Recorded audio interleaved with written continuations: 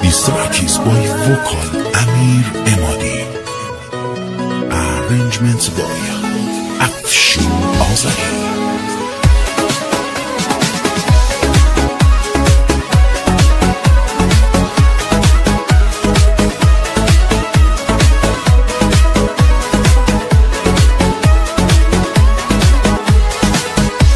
چند روز با هم کاری نداری، منم و این دل حالی به حالی. خودم از خودم ای دارم میپرسم که تو منو دوستم داری نداری. یه کمی از یه دندگی تو کم کن، آخه یه فکری به حال دلم کن.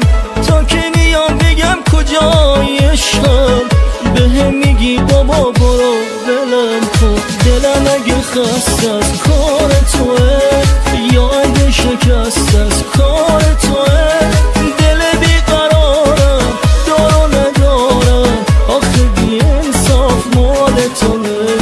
دلم اگه خسته از کار توه یا اگه شکست از کار توه، دل بیقرارم دار و ندارم، آخه بی انصاف مال توه.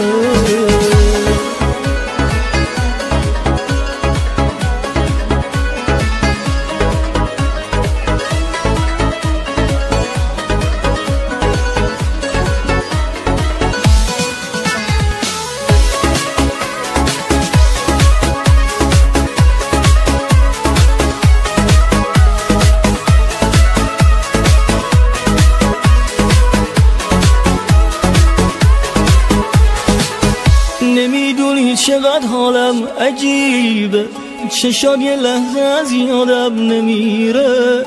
یه وقتایی که سرگرمم به کاری، یه هایی بی هوا گریم میگیره. غرورم خوبه ولی تا یه حدی، یعنی چی یه هایی گذاشتی رفتی. منی که این همه تو رو میخوامت، یعنی چی این چه کاری بود تو کردی. دلم اگه خسته از کار توه یا اگه شکست از کار توه، دل بیقرارم دار و ندارم، آخه بی انصاف. دلم اگه خسته از کار توه یا اگه شکست از کار توه،